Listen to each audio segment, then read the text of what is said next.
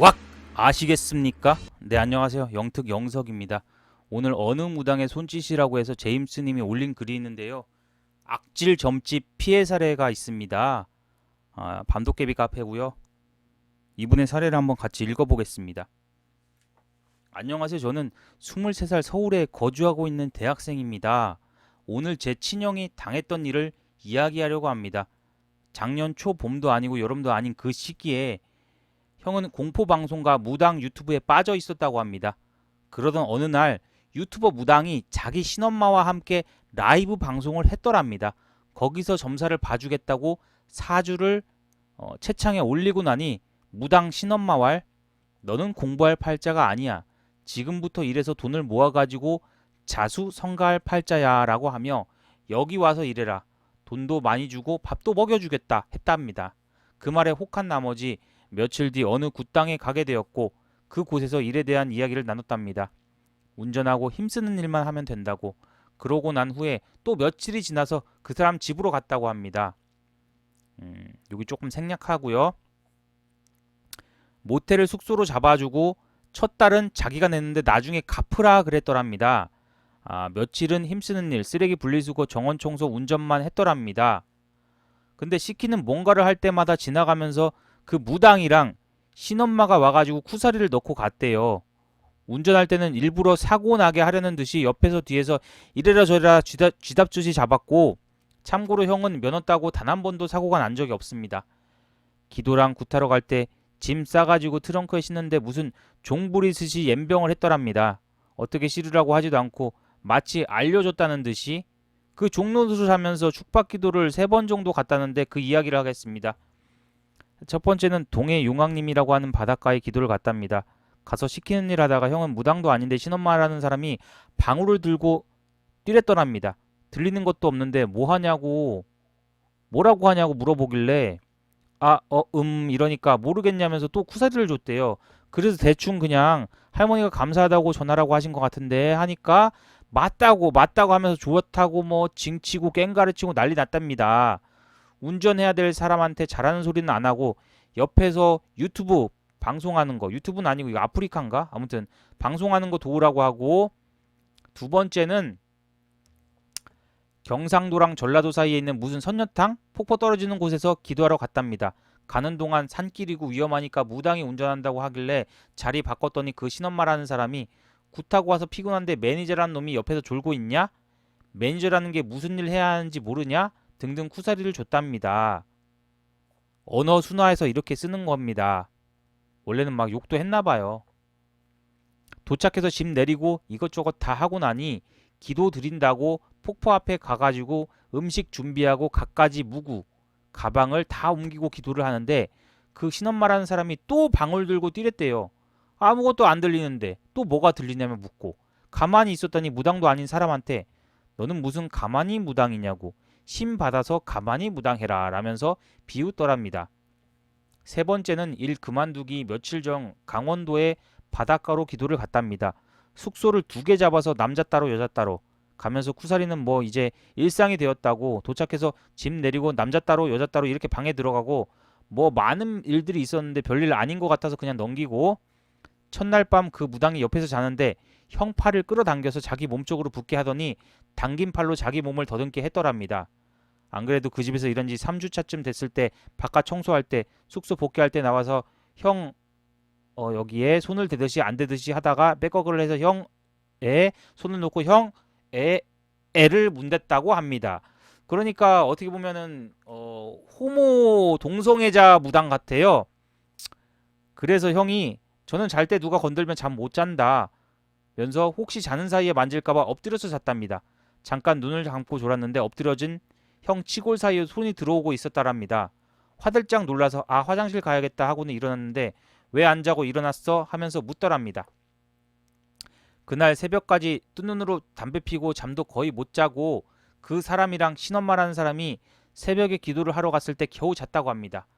다음 날엔 너무 시달리고 피곤해서 푹 자버렸다는데 무슨 일이 있었을까봐 걱정됐지만 그냥 얼른 숙소에 가서 쉬고 싶었답니다. 구타로 갔을 때 그 무당은 항상 울산 쪽에 있는 굿당으로 갔답니다. 거기가 산중턱이라 뭐 그랬대요. 도착하면 똑같더라고요. 집 내리고 과일 닦고 제사상 그릇 가져오라 하고 음식 나르고 그림 같은 거 거는 거 도와주고 오뎅 꼬치에다가 종이 많은 거 시키고 처음엔 형이 내가 이게 할 일인가 싶더래요. 힘쓰고 운전만 하면 된다 했으니까.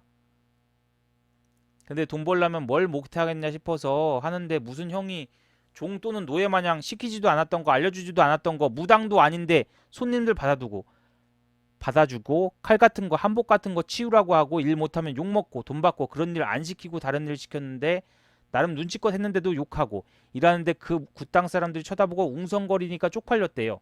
형이 할 일은 집 청소, 쓰레기 분리수거, 운전하고 힘쓰는 일이 다였는데 오만 잡일 시키면서 욕먹으니까 말이죠.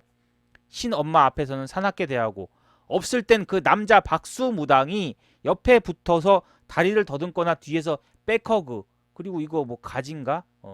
그리고 신엄마라는 사람은 형이 그쪽 일을 모르니까 나름 열심히 잘한다고 하는데 욕만 하니까 형이 언제 그만둘까 고민을 많이 했대요. 근데 그 신엄마라는 사람이 굿이 있었답니다. 그 신을 위한 굿? 뭐 이런 걸 하는데 과일이 개판이네 어쩌네 하면서 다 닦았던 걸 재포장하고 뭐 장구 치는 사람이랑 신엄마라는 사람이 다시 과일을 사러 갔답니다. 그래서 저녁쯤 돌아오니까 그 무당이랑 신엄마랑 둘이 겁나게 욕을 하더랍니다. 형은 앞에서 일하고 있는데 평소에는 한마디도 안 하던 거로 소리를 빽 지르더니 욕을 하더랍니다. 야, 감히 신령님 떡사루를 한 손으로 드는 시읒 끼역이 어딨어. 너 나와 내가 할 테니까. 그러고 난 후 형은 오뎅 꼬치에 종이 많은 거 하는데 평소엔 잘 되던 게 화나고 다 부셔버리고 싶은 마음에 잘 말리지도 않고 계속 뒤에서 욕하는 거 듣는데 장구치는 아재가 한마디 던진답니다. 야야 똑바로 밀어. 계속 풀리잖아. 이 말 한마디에 뒤에 있던 그 사람이 야 너 나가 있어 라고 해서 나갔답니다. 여기에서는 제가 부연 설명이 필요한데요. 이거 왜 그러는지 잘 모르실 거예요. 이게 왜 그러냐면 어쨌든 자기 매니저이자 자기의 성추행 대상이지 않습니까? 그런 사람한테 제3자가 뭐라고 얘기를 하니까 기분이 좀 나쁜 거예요. 그러니까 이게 뭐랑 똑같냐면은 내 자식은 내가 때리는데 남이 내 자식 욕하면 기분 나쁜 뭐 그런 거 같아요. 아무튼 그래서 20분에서 30분 흘렀나? 갑자기 화내면서 들어오라고 하더니 내가 너랑 뭐 했냐? 하면서 화냈대요. 무슨 소린지 이해도 안 가고 얼척이도 없고 얼타는데 옆에서 신엄마가 너네 원한기 꼈어? 하면서 둘이 싸웠대요. 갑자기 그 무당놈이 가방을 들고 나오더니 5만원짜리 몇 장을 던지면서 야 이거 가지고 가고 택시 불러. 너 같은 놈이랑 일 안 할 거니까 꺼져 라고 하고 나왔대요. 형은 분노에 가득 차서 역으로 지랄하려다가 이때가 기회다 싶어서 돈 들고 택시 온 거 타고 바로 기차역 가서 차 오길 기다리고 있었대요. 담배 피우면서 화낼 걸 난리칠 걸 하면서 화 삭히고 있는데 무당놈이 전화해서 오랫동안 통화로 회유를 하더래요. 그래서 생각해 보겠다고 하고 다음날 짐 싹 다 가지고 나오면서 숙소 주인 아주머니께 사정사정 해가지고 집세 낸 거 3분의 1 정도를 환불받고 도망쳤더랍니다. 이날 이후로 형은 정신적으로 신체적으로 다 망가져서 술로 하루하루 보내다가 성피해 센터에서 상담받았다고 합니다. 늦게 고소를 했는데 보관 기간이 지나 삭제된 유일한 CCTV 증거는 데이터 복구는 경찰 쪽에서 못하겠다고 했다고 합니다.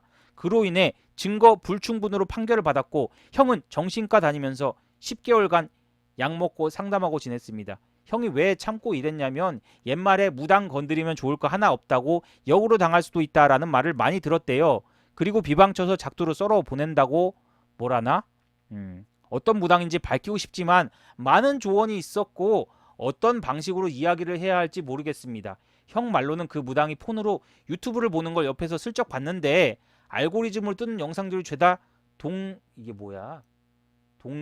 동성에 대한 영상이라고 합니다. 그때 당시 나이도 30대 후반인가 중반이랬는데 20대 후반이었고 이름도 가멍이었다고 합니다. 어쩌다 보니 형이 알게 되었는데 과거가 뭐야 이게 표현하더라고요. 그리고 구피가 항상 1,000만원 이상이라고 했대요. 지금은 서울 숫자 4 대문 안에서 살고 있다던데 참 작두 타고 돈돈거리면서 형이 말한 대로 인과응보가 있다면 언젠가 돌아가겠죠? 너무 화나서 욕도 쓰고 싶고 자세히 하나하나 다 써서 올리고 싶었는데 형이 자세히 이야기 안 해주네요. 물론 조언도 많이 참고해서 걸은 글입니다. 답답한 우리 형 앞으로는 마음의 화랑 짐 좀 내려놓고 신경 안 쓰고 살았으면 좋겠습니다. 길고 긴 이야기 들어주셔서 감사합니다. 너무 화가 나지만 여러분 화가 날 때는요 사실 욕하고 무당 실명 까도 돌아오는 건 고소밖에 없습니다. 여러분 그냥 다 포기하고 그냥 노래 부릅시다. 제가 한번 불러드릴게요.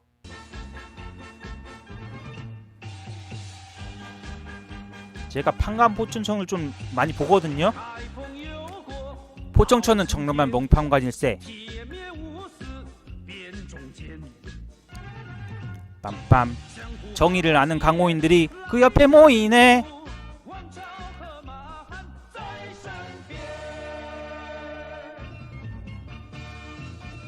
아유, 인트로가 좀 길다. 경공술의 고수와 의협심이 강한 자들.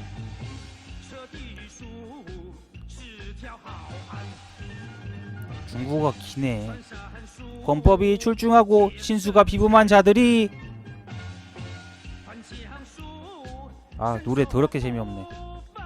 이거는 노래가 좀 재미가 없다. 다 함께 힘을 모아 그를 위해 단결하니. 여봐라, 작두를 데려가라.